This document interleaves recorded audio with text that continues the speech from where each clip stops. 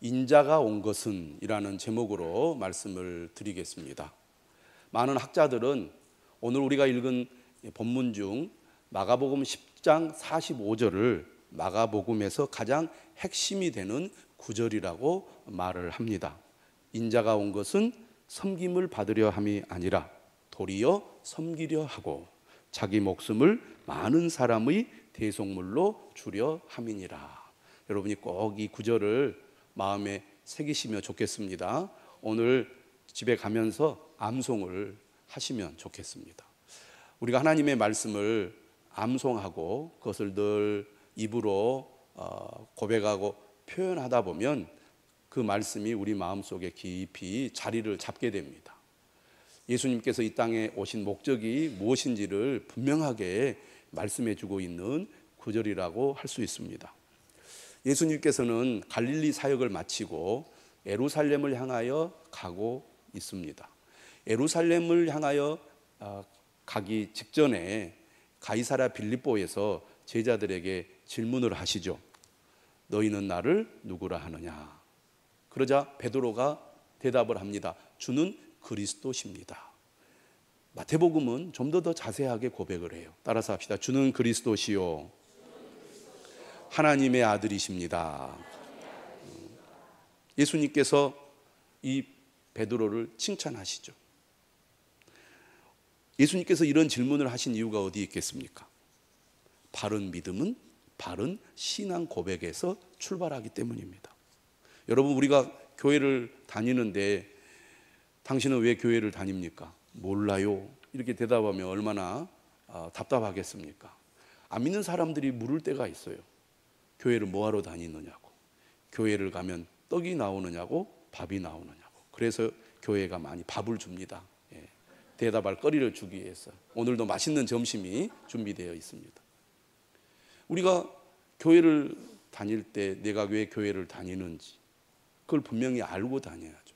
우리가 믿는 예수님이 누구신지를 바르게 아는 거 매우 중요합니다. 저는 여러분들이 이 시간에 나와서 예배를 드릴 때 내가 왜 교회를 다니는지, 내가 믿는 믿음의 대상이 누구인지, 또 그가 어떤 분인지를 분명히 알기를 바랍니다. 다 알고 계시리라 믿습니다. 그런데 아는 것으로 그치면 안 됩니다. 반드시 내가 아는 예수님을 바르게 고백하는 것이 매우 중요합니다. 그래서 알아야 할 뿐만 아니라 믿어야 하고, 믿을 뿐만 아니라 그 믿음을 입으로 고백해야 됩니다.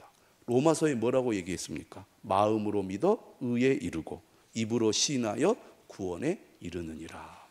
여러분, 이 신앙 고백이 우리의 믿음을 더욱 단단하게 해줍니다. 저는 여러분들이 하루를 시작하면서 또는 하루를 지내는 동안에 또 하루를 마감하면서 이렇게 짧은 고백을 들으시면 좋겠습니다. 믿음이 흔들릴 때가 있습니다. 회의감이 들거나 의심이 들 때가 있습니다. 그런데요, 예수님은 나의 주님이십니다. 예수님은 나의 구원이십니다. 하나님은 나의 아버지가 되십니다.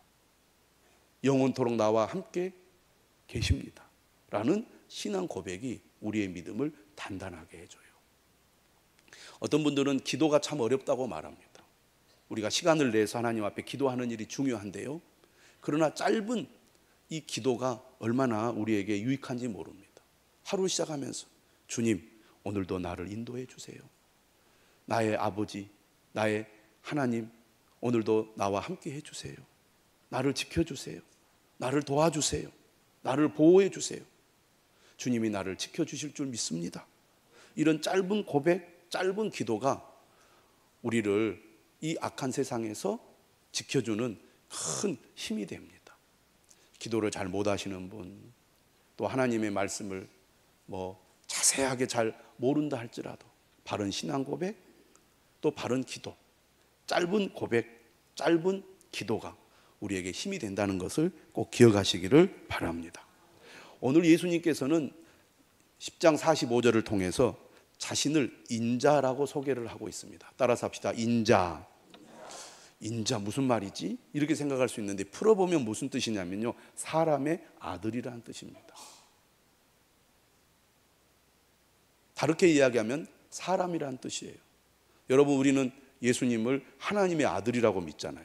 그런데 예수님은 자신을 가리켜서 1인칭으로 표현할 때보다 3인칭으로 표현할 때가 많았어요. 특히 자신의 정체를 드러낼 때는 3인칭 인자, 사람의 아들, 이런 표현을 했거든요. 그러면 예수님은 하나님의 아들이 아니라 사람이란 말인가? 그렇게 여러분들이 생각할 수 있는데, 이 인자라는 단어는 다니엘 7장 13절 14절에 나오는 말입니다. 이 다니엘서가 말하는 인자는 어떤 존재냐면 본래 천상의 존재, 하늘의 존재입니다. 하나님으로부터 온 세상을 다스릴 왕의 권세를 받으신 분을 가리키는 용어예요. 그가 세상을 구원하기 위해서 이 땅에 오신 것입니다. 세상을 구원하기 위하여 하나님이 보내신 약속의 구원자, 메시아, 그리스도가 바로 인자라는 것입니다. 예수님은 자신을 하나님께서 약속하신 대로 하늘의 존재인데 이 땅에 인간으로 오신 구원자라고 자신을 밝히고 있습니다. 그렇다면 인자가 되시는 예수님은 왜 오셨습니까? 자신이 오신 목적이 무엇이고 사명이 무엇입니까?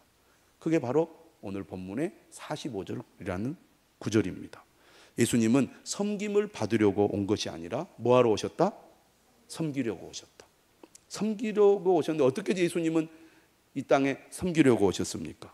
자기 목숨을 많은 사람의 대속물로 주려고 오셨다는 거죠. 예수님의 섬김은 바로 대속물입니다. 대속물이 무슨 뜻이냐? 우리가 많이 듣는 용어이기 때문에 다 아시리라고 믿습니다. 본래 이 용어는 어떻게 사용이 됐냐면, 노예가 자유를 얻으려면 몸값을 지불해야 되잖아요.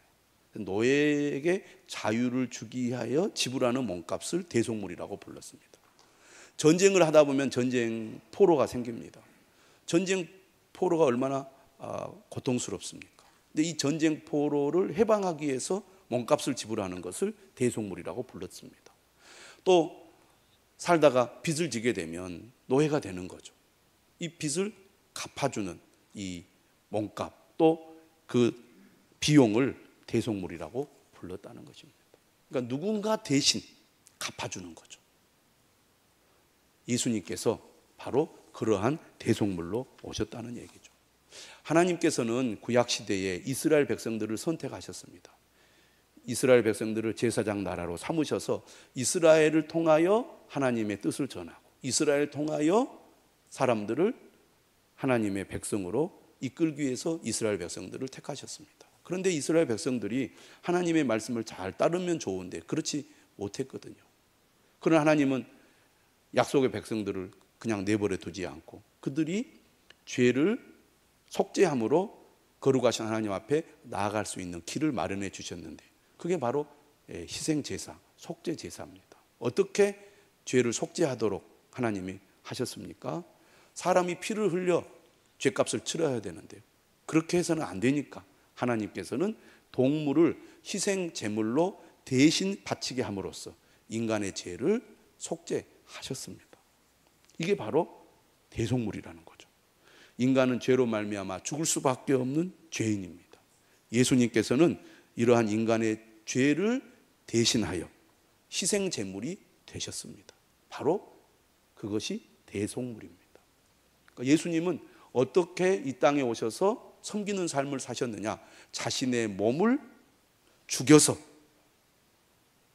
죄인들을 섬기심으로 섬김의 삶을 살았다는 것입니다. 완전히 낮아지고 낮아져서 종이 되었을 뿐만 아니라 자신의 몸을 갈갈이 찢겨 죽이기까지 자신을 희생하여 섬기신 바로 분이 예수님이라는 거죠. 나는 이처럼 섬기려고 왔다. 많은 사람을 위하여 대속물로 왔다라고 분명하게 말씀하고 있습니다. 이렇게 예수님께서 제자들에게 자신이 이 땅에 온 목적이 무엇인지, 사명이 무엇인지를 분명히 밝히고 있습니다. 그런데 이러한 말씀을 오늘 본문에서 처음 한 게 아니에요. 예수님은 8장에서 제자들이 주는 그리스도십니다 라고 고백했을 때, 그때야 예수님은 자신이 이 땅에 온 목적과 사명을 밝히셨거든요. 나는 이 땅에 와서 고난을 받고 십자가의 죽임을 당하기 위하여 왔다. 그러나 내가 3일 만에 살아나게 될 것이다. 처음으로 예수님은 자신의 순환, 고난에 대한 예고를 하셨습니다. 그리고 나서 예수님이 어떤 말씀을 하셨느냐? 바른 신앙 고백을 한 주님의 제자들, 믿음의 사람들은 이렇게 살아야 한다. 이렇게 나를 따라야 한다 라고 말씀을 하셨는데, 그 말씀이 8장 34절에 있습니다. 무리와 제자들을 불러 이르시되 누구든지 나를 따라오려거든, 따라서 합시다. 누구든지 나를 따라오려거든 자기를 부인하고 자기 십자가를 지고 나를 따를 것이니라. 이것은 무엇을 의미하느냐 하면, 바른 신앙 고백은 바른 믿음의 삶으로 이어져야 한다는 것입니다. 다시 말하면 말로만 믿는다고 고백하는 것이 진정한 믿음이 아니라, 고백한 대로 삶이 이어질 때 그 믿음이 진정한 믿음이라는 것이 예수님의 말씀입니다. 자기를 부인한다는 것은 무엇을 의미합니까? 나의 주장을 내려놓는 것입니다. 나의 뜻을 내려놓는 것이죠. 나의 욕심을 내려놓는 것입니다. 나의 고집을 내려놓는 것입니다. 사람은 다 자기 생각이 있고, 다 자기 욕심이 있고, 자기 계획이 있습니다. 그런데 예수님을 믿는다는 것은 그러한 자신의 생각, 주장, 계획, 욕심을 다 내려놓는 거예요. 그리고 뭐라고 얘기하냐면 자기 십자가를 지고 나를 따르라, 이렇게 말씀하셨습니다. 예수님께서는 하나님의 사명을 감당하기 위하여 십자가에 못 박혀 죽으셨습니다. 자신을 위해 살지 않고 하나님을 위해 그는 자신의 생명을 바친 거죠. 오늘 우리도 자기 십자가를 지고 주님을 따른다는 것은 하나님을 위해 부름받은 제자로서 감당해야 할 사명에 순종하는 것을 의미합니다. 예수님이 자기를 죽이기까지 순종했던 것처럼 우리도 우리에게 주신 사명을 감당하기 위하여 자신을 완전히 내려놓고 주님의 뜻에 절대 순종하는 삶을 살아야 한다는 것입니다. 이런 말을 들을 때 여러분 이런 생각이 들 겁니다. 이렇게 예수님을 믿고 따르면 나는 뭐예요? 이거 완전히 손해보는 거 아니에요? 이렇게 생각할 거예요. 그런데 예수님이 그 다음 8장 35절에서 뭐라고 말씀하셨느냐면 이렇게 말씀하셨어요. 누구든지 자기 목숨을 구원하고자 하면 잃을 것이요, 누구든지 나와 복음을 위하여 자기 목숨을 잃으면 구원하리라. 예수님의 말씀에는 역설적 진리가 있습니다. 내 욕심을 따라 내 생각대로 살면 내 삶이 행복하고 이익이 될 거라고 생각할지 모르겠지만, 아니다, 내 말을 듣고 나를 따르면 손해볼 것 같은데 이익이 되고 불행할 것 같은데 행복하게 될 거라는 것입니다. 여러분, 자기 욕심을 따라 살면 잘 될 것 같고 행복할 것 같잖아요. 그런데 실제 우리의 삶은 그렇지 않습니다. 섬김을 받는 것이 행복할 것 같잖아요. 그런데 오히려 섬길 때 행복하다는 거예요. 요즘 젊은이들은 이러한 주님의 진리를 모르고 살아가고 있는 것 같습니다. 부모 세대가 너무 자녀를 위해서 희생하고 사니까요, 불행해 보여요. 또 부모들도 그렇게 막 말할 때가 많습니다. 나는 절대로 저렇게 안 살 거야. 나는 절대로 저렇게 희생하며 살지 않을 거야. 나는 그래서 결혼도 안 하고 자녀도 낳지 않을 거야. 오직 나의 행복을 위해서만 살 거야. 이런 사람들이 우리나라에 얼마나 많은지 모릅니다. 그런데요, 진짜 행복, 진짜 삶의 유익을 모르고 살아갈 수밖에 없게 됩니다. 우리 주님은 말씀합니다. 오히려 나를 위해 살지 않고 주님을 위해 사는 것이 훨씬 더 복 있는 삶이고 잘 되는 삶이고 이익이 되는 삶이다. 주님의 말씀은 역설적일 때가 많아요. 그래서 액면 그대로 받아들이면 이해가 잘 안 되고 믿기가 어렵습니다. 그런데요, 주님의 말씀은 믿고 따를 때, 그래서 주님이 이렇게 말씀하셨구나, 주님의 말씀대로 사니까 정말 그렇게 되는구나 라는 것을 경험하게 되는 것입니다. 이렇게 주님은 자신의 순환 예고를 통하여 이 땅에 온 목적과 사명을 분명히 이야기함으로써 자신은 섬김을 받으려고 온 게 아니라 섬기려고 왔다고 분명하게 말씀을 했습니다. 문제는 제자들이 이러한 예수님의 말씀을 이해하지 못하고 깨닫지 못했다는 것입니다. 9장 30절에 보면 예수님께서 두 번째 또 말씀을 하세요. 나는 고난을 받고 죽임을 당하고 3일 만에 살아나게 될 거라고. 왜 예수님께서 반복할까요? 사람들은 한 번 듣고 이해하지 못하고 깨닫지 못하기 때문입니다.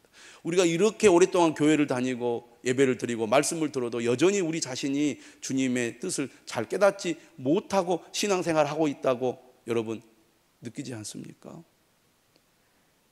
내가 지금 잘하고 있는지 못하고 있는지조차도 잘 모르고 여러분들이 지금 이 자리에 앉아 있는 것 같아요. 저도 그럴 때가 많습니다.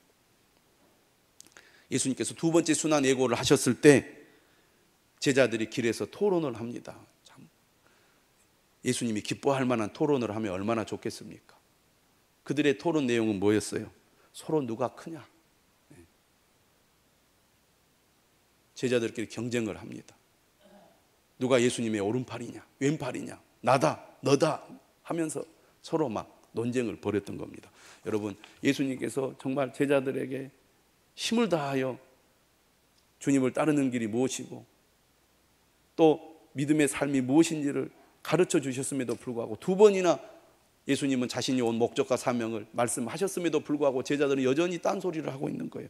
얼마나 답답하시겠습니까? 그런데 예수님 다시 또 그들에게 설명을 해요. 35절, 9장 35절에 누구든지 첫째가 되고자 하면 뭇사람의 끝이 되며 뭇사람을 섬기는 자가 되어야 하리라. 그러면서 제자들이 좀 더 알아듣기 위해서요, 예수님은 이제 실물을 가지고 예를 들었습니다. 어린아이를 불러다가 품에 안으시고 이렇게 얘기를 했어요. 누구든지 내 이름으로 이런 어린아이 하나를 영접하면 곧 나를 영접함이요. 당시 어린아이는요, 보잘것없는 존재였습니다. 힘이 없는 존재였어요. 인구조사에서도 어린아이는 제외되었습니다. 무시당하기 일쑤죠. 지금도 그렇지 않습니까? 여러분 길가에서 어떤 아이가 만나서 여러분에게 뭘 요구하면 여러분들이 어떻게 합니까? 무시하죠. 저리 가거라. 힘없고 보잘것없는 존재가 어린아이였습니다. 예수님은 그런 존재까지도 섬겨야 한다는 것입니다. 여러분, 우리가 나에게 이익이 되고 나에게 도움이 될 만한 사람에게는 우리가 정성을 다해 그를 섬기려고 합니다. 왜? 그 사람 때문에 내가 이익을 볼 수 있으니까. 그러나 나에게 전혀 이익이 될 것 같지 않은 사람이면 어떻습니까? 우리는 멀리하고 외면하지요. 그런데 예수님은 그런 존재까지도 섬겨야 한다. 예수님을 섬기듯이 극진히 섬겨야 한다고 말씀하고 있습니다. 오늘 본문은요, 다시 예수님께서 세 번째 순환 예고의 말씀을 하신 직후에 나온 이야기입니다. 또 반복을 하셨어요. 내가 예루살렘에 올라가는 것은 고난을 받고 죽임을 당하여 3일 만에 살아나기 위해서 가는 것이라고. 그런데요, 이렇게 예수님이 또 반복해도 제자들은 깨닫지 못했어요. 또 무슨 일이 벌어집니까? 예수님의 12제자 중에 3명의 제자는 특별한 대우를 받았습니다. 베드로, 야고보, 요한이죠. 야고보와 요한은 형제입니다. 변화산에 올라갔을 때도 예수님이 3명의 제자들만 데리고 갔습니다. 죽은 자를 살리시는 기적을 행할 때도 3명의 제자들만 데리고 가셨어요. 특별 대우하신 거죠. 그런데 이 세베대의 아들 야고보와 요한이 이제 예루살렘으로 가는 이 중요한 이 길목에서 이렇게 청탁을 합니다. 선생님, 우리가 구하는 바를 우리에게 주십시오. 대단하죠. 그러자 예수님은 화를 내기보다는 무엇을 주기를 원하느냐라고 묻습니다. 그러자 아주 대담하게 이렇게 얘기해요. 주의 영광 중에서 우리를 하나는 주의 우편에 하나는 좌편에 앉게 하여 주옵소서. 용감한 형제들입니다. 주님이 이제 예루살렘에 올라가서 하나님의 아들 메시아의 권세로서 로마를 물리치고 하나님의 나라를 세울 것이라고 기대를 했어요. 당시 유대인들은 어떤 믿음을 가지고 있었느냐? 메시아가 오면 다윗 왕과 같은 정치 군사적 힘을 가지고 로마를 몰아내고 하나님의 나라를 이 땅에 세울 거다. 그런 기대를 했거든요. 제자들은 예수님을 위하여 모든 것을 버리고 따랐습니다. 하지만 제자들이 생각하는 예수님은 유대인들이 생각하는 정치 군사적 메시아, 기대했던 것이죠. 하지만 예수님은 그렇게 하기 위해서 오신 게 아니었잖아요. 그래서 이제 예수님이 예루살렘에 올라가면 우리 형제 중에 한 사람은 오른팔, 한 사람은 왼팔이 되게 해주십시오. 미리 선점을 하려고 청탁을 한 겁니다. 그러자 예수님께서 얼마나 답답하셨겠습니까? 화를 내지 않아요. 예수님께서 인내함으로 말합니다. 너희는 너희가 구하는 것을 알지 못하는도다. 내가 마시는 잔을 너희가 마실 수 있으며 내가 받는 세례를 너희가 받을 수 있느냐? 그것은 예수님의 고난과 죽음에 동참할 수 있겠느냐라는 질문인데 이 말을 못 알아들어요. 못 알아듣고 할 수 있나이다. 또 자신 있게 대답을 합니다. 대답을 잘해야 뭔가 이 자리를 얻을 거 아니에요. 그러자 예수님이 이렇게 얘기합니다. 너희는 내가 마시는 잔을 마시며 내가 받는 세례를 받으려니와 내 좌우편에 앉는 것은 내가 줄 것이 아니라 누구를 위하여 준비되었든지 그들이 얻을 것이니라. 예수님 거절하고 있습니다. 거절하고 있어요. 번지수 잘못 찾았다는 거죠. 왜 제자들은 이렇게 반복된 주님의 말씀에도 불구하고 깨닫지 못할까요? 이유가 있습니다. 첫째는 자신들의 생각으로 꽉 차 있기 때문입니다. 여러분, 우리가 교회에 나와서 하나님의 말씀을 들어도 그 말씀이 내 마음에 들어오지 않는 이유가 어디 있습니까? 내 생각으로 꽉 차 있으면 하나님의 말씀이 내 마음속으로 들어올 틈이 없는 거예요. 공간이 없는 것입니다. 우리가 주님의 말씀을 들으려면 내 생각을 내려놔야 합니다. 많은 사람들이 말씀을 따라 믿지 않고 자신의 생각을 따라 믿고 있습니다. 제자들이 그랬어요. 두 번째는 세상 가치관으로 꽉 차 있기 때문입니다. 당시 유대인들이 기대하는 메시아, 제자들도 그러한 생각을 가지고 있었던 거죠. 자신들이 이미 딱 메시아는 이런 분이다라고 고정해 놓고 있기 때문에 예수님의 말씀이 귀에 들어오지 않는 겁니다. 오늘 우리도 마찬가지죠. 이 세상의 가치관으로 여러분들이 똘똘 무장되어 있으면 하나님의 말씀이 들리지 않습니다. 그 말씀을 내게 주시는 말씀으로 받아들이기가 어렵다 그 말입니다. 믿음이란 내 생각, 세상의 가치관을 내려놓고 하나님의 말씀을 받아들이는 것입니다. 예수님은 인내하면서 또 가르치죠. 가르치는 자에게 정말 필요한 것은 인내라고 생각이 됩니다. 우리가 어린 자녀들을 가르치죠. 특히 큰 아이를 가르칠 때가 많습니다. 하나를 가르치면 하나를 알아야 되고, 정말 우리 아이가 하나를 가르치면 둘을 알고 열을 알면 얼마나 좋겠습니까? 가르칠 마음이 들겠죠. 그런데 하나를 가르치고 다음에 가르치면 또 잊어버려가지고 몰라요. 설명을 해도 알아듣지 못합니다. 그러다가 부모가 폭발하지요. 막 화를 내고 욕을 합니다. 그것도 모르느냐고. 예수님도 그럴 법한데 화를 내지 않아요. 제자들을 불러요. 이렇게 얘기합니다.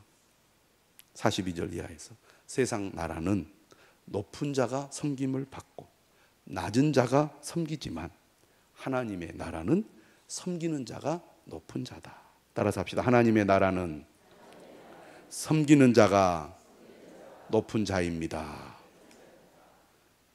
제자들이 서로 높은 자리를 두고 다투지만 하나님 나라에서는 서로 섬기는 자가 되어야 한다는 것이죠.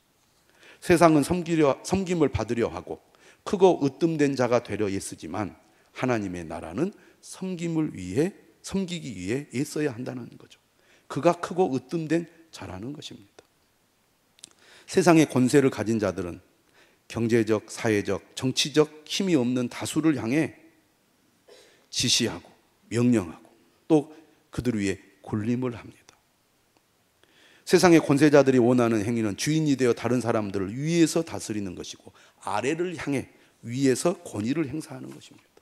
많은 사람들이 그러한 야망을 갖죠. 사회에서 다른 사람을 다스리려면 어떻게 해야 됩니까? 힘이 있어야 합니다.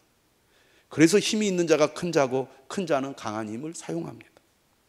크고자 하는 것은 아래를 향해 사람들을 마음대로 주관하면서 권위를 행사하는 자리죠. 즉 권력의 맨 위쪽에 올라가려는 태도입니다. 그래서 사람들은 그러한 삶을 꿈꾸고 힘을 가지려고 하죠. 그런데요, 예수님은 반대로 얘기합니다. 크고자 하는 자는 섬기는 자가 되어야 한다고. 으뜸이 되고자 하는 자는 종이 되어야 한다고 말씀하고 있습니다. 그래서 지시하고 명령하고 군림하는 것이 아니라 낮아져서 다른 사람을 섬기고 다른 사람을 돕는 일을 하는 사람이 진정으로 큰 자고 으뜸이 된다라고 말합니다. 섬기는 사람의 가장 기본적인 마음의 자세는 겸손함입니다. 겸손함은 몸에 배어 있습니다. 몸에 배이게 되어 있습니다. 그래서 말이나 태도나 행동이 공손합니다. 종이 된다는 것은 고대사의 노예로서 자신의 생각과 주장은 없는 겁니다. 오직 주인의 뜻에 복종하는 것이 종입니다. 참된 지도자는 섬기는 자의 마음으로 기꺼이 다른 사람의 필요를 도와주는 사람이죠. 우리는 항상 내가 먼저고 내 일이 먼저죠. 그런데 섬기는 사람은 나보다 타인이, 내 일보다 주님의 일이 먼저인 것입니다. 실제로 여러분 삶을 한번 살펴보십시오. 내 일이 항상 먼저고 내 일이 우선입니다. 타인이 먼저고 주님의 일이 먼저이지 않잖아요. 그런데 진정으로 큰 자는 섬기는 자고 으뜸이 되는 자는 종이 된다는 것입니다. 종이 된 지도자는 다른 사람의 가치를 존중하고 자신들이 다른 역할보다 더 우월하지 않다는 것을 알고 있습니다. 그들은 함께 일하며 결코 지위나 권세를 얻으려고 애쓰지 않습니다. 그들은 누가 무엇을 왜 했는지를 계산하지 않습니다. 그들은 다른 사람의 은사에 대해 시기하지 않으며 기쁨으로 자신이 해야 할 바를 다 합니다. 예수님의 나라에서 지도자들은 자신의 권세를 과시하거나 다른 사람을 임의도로 주관하지 않고 다른 사람의 필요를 위해 가장 잘 일하는 사람이라고 할 수 있습니다. 예수님의 나라에서 섬김의 지도력은 무엇을 의미합니까? 제가 하겠습니다. 할 수 있습니다. 이렇게 말하는 사람이에요. 우리가 이런 일을 좀 해야겠는데요. 저는 못합니다. 이건 섬기는 자세가 아니죠. 제가 하겠습니다. 제가 할 수 있습니다. 또 예수님 나라에서 섬김의 지도력은 어떤 지도력을 말합니까? 힘든 일을 앞장서서 짊어지는 것을 말합니다. 쉬운 일을 하는데 힘든 일은 슬그머니 뒤로 물러서서 안 하는 것. 이것은 섬기는 자세가 아닙니다. 당신의 일이 제 일보다 많아 보이니 도와드리겠습니다. 이런 태도를 가지는 것을 말하는 거죠. 일반 사회에서 종은 나중이지만 하나님 나라에서는 먼저라는 사실을 기억해야 합니다. 우리 교회는 금년에 장로님을 선출하려고 합니다. 어떤 분이 장로님이 될 자격이 있습니까? 오늘 본문에 따르면 섬기는 분입니다. 섬기는 분이 장로님이 될 자격이 있는 거죠. 종이 되어서 교회를 위하여, 타인을 위하여 나를 내려놓고 섬기는 삶을 실천할 수 있는 분이 좋은 장로님이 될 것입니다. 교회의 일이 항상 우선이 되어야 합니다. 사람들이 하기 싫어하는 일을 앞장서서 하는 사람입니다. 좋은 교회 장로님들 보면 새벽에 차량 운행을 합니다. 새벽에 차량 운행하는 게 얼마나 어려운 일입니까? 근데 대부분 장로님들이 그 일을 하죠. 또 규모 있는 교회 장로님들을 보면 대형 버스 면허를 따서 수련회가 있거나 교회 큰 행사가 있으면 교회 대형 버스를 친히 운전해서 교인들을 섬깁니다. 교인들이 갑자기 문제가 생겨서 집에서 사망하는 경우가 있습니다. 장로님들이 제일 먼저 달려가서 시신을 수습합니다. 또 죽어가는 사람 등에 업고 병원으로 옮깁니다. 냄새나고 무섭고 힘든 일을 앞장서서 하는 분들이 장로님인 거죠.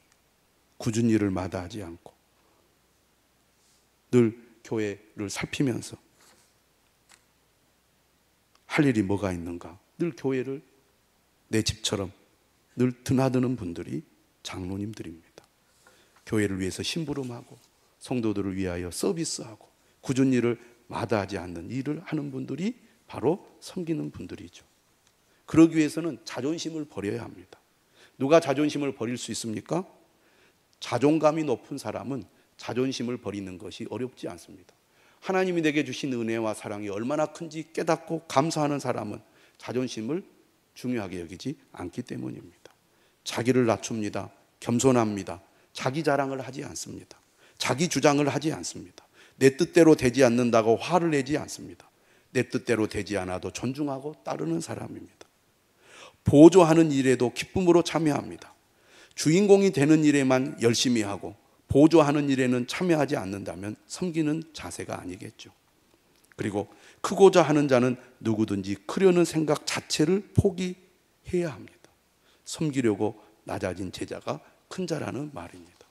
이런 섬김의 삶은 단순히 교회 안에서만 필요한 것이 아닙니다. 가정에서도 섬기는 삶을 실천해야 합니다. 지금 시대는 변했습니다. 남자들이 섬김을 받으려고 하면 버티기 어렵습니다. 쫓겨날 가능성이 높습니다. 완전히 낮아져서 섬겨야 됩니다. 서로 섬길 때 가정은 행복하고 서로 화목하게 됩니다. 예전에는 제가 TV를 보니까 그랬더라고요. 예전에 보니까 남편이 결혼해가지고 아내한테 복종해야 된다 막 외치라 그러고 막 따라하라 그러고, 지금 같으면 바로 쫓겨나죠. 섬겨야 됩니다. 부모는 자녀를 섬겨야 됩니다. 제가 신년에 들어서서 가정 예배를 드리라고 권하고 있습니다. 가정 예배를 드리는 것이 섬기는 것입니다. 자녀들이 말을 듣지 않아요. 짜증을 내고 거부하고 예수님처럼 인내심을 가지고 끝까지 섬겨야 될 줄로 믿습니다. 직장에서도 마찬가지입니다. 예수님의 말씀을 따라 섬기는 여러분들이 되시기를 바랍니다. 섬김의 삶을 실천하는 것이 곧 주님의 제자로 살아가는 것입니다. 교회에서, 가정에서, 일터에서 섬기는 삶을 실천함으로 주님의 참 제자가 될 수 있기를 주님의 이름으로 축원합니다.